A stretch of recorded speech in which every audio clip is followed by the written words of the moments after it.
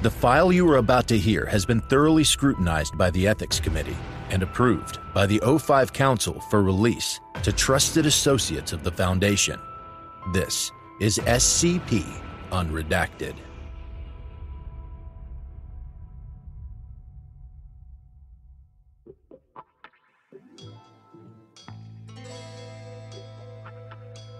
Dear Lament, before I begin, may I mention just how terribly handsome you are?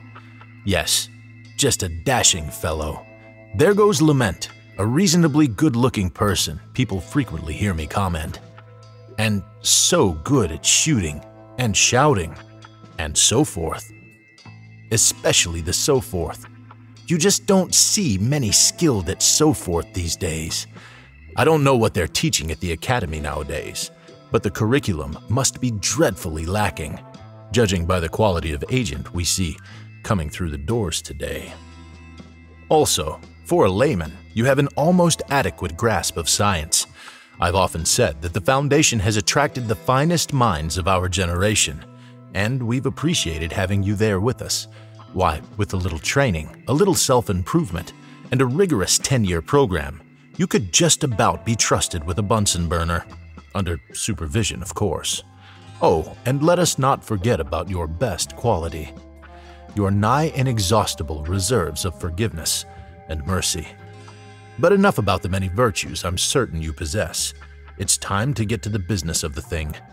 I'm terribly sorry to inform you that some, lamentable, see what I did there, events have taken place while you were on holiday, for which I may or may not have been responsible. First, your car. Do you remember your car? A very nice sedan. Have I mentioned how good your taste in cars is? There goes a fellow who knows his way around a used car lot, I say whenever I'm not commenting on your good looks. And so good with money that you had paid it off just last month. Well, there's no easy way to tell you this. I had borrowed it to run some errands. Have I mentioned how generous and understanding you are? So very understanding. When I discovered a quite fascinating little creature, the result of some sort of genetic manipulation, in the company of several young bike-riding children. After a high-speed chase, some hijinks, and a double-digit body count, I found myself in possession of the creature. Unfortunately, I had attracted the attention of the Chaos Insurgency. Also, unfortunately, your car was completely demolished in the ensuing etc. After further etc., I felt it was wise to make a call for backup.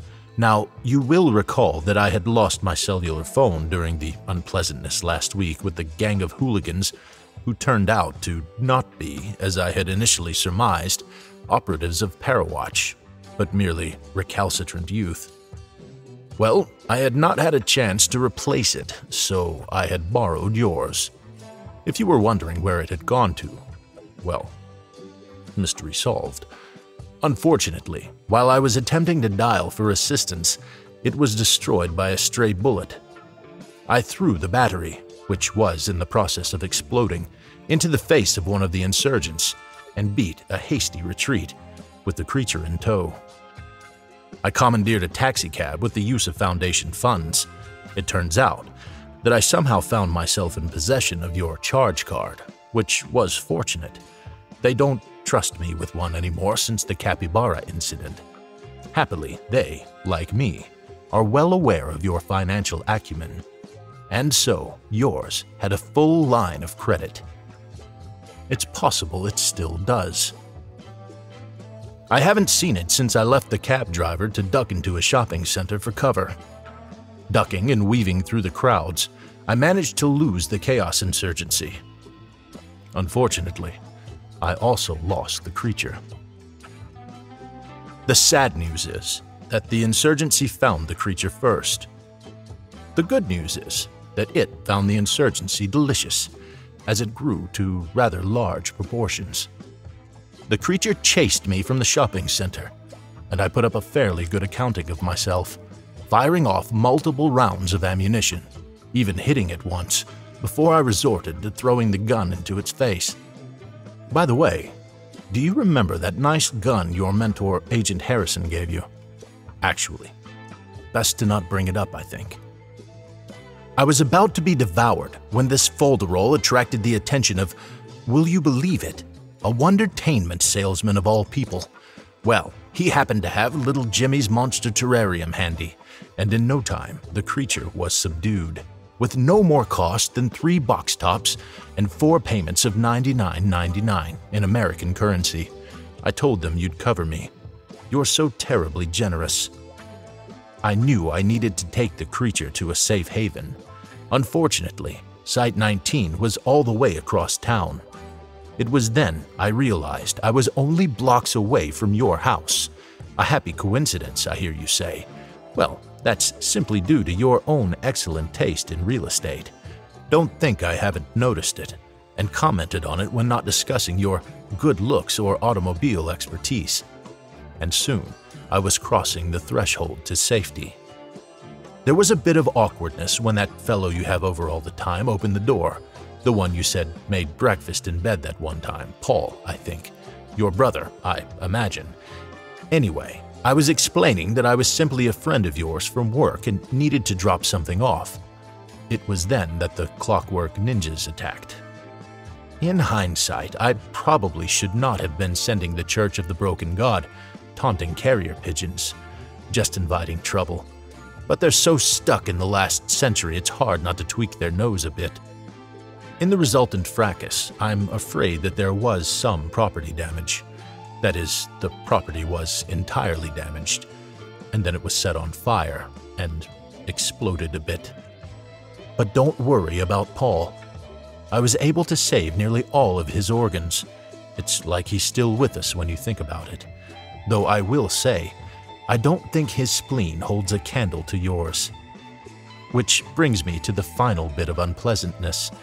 Do you remember that specimen that we were supposed to return? Or rather that I was supposed to return?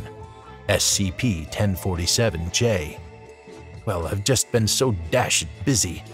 I had left it in your garage, and I'm afraid it was completely destroyed.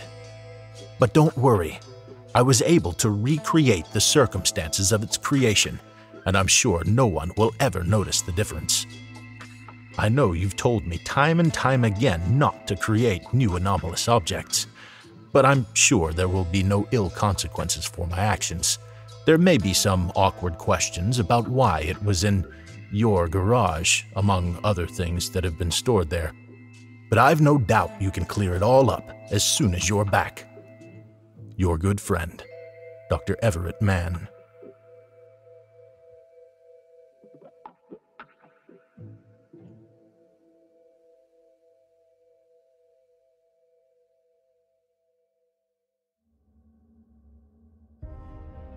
Thank you for listening.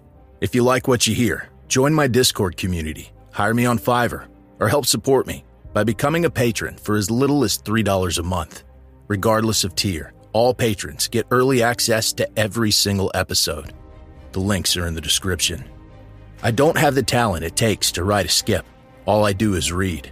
Original authors make this podcast possible, so credit to the original author. Their links in the description. Show them some love as well.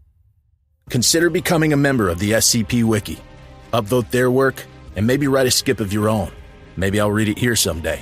You never know if you never try.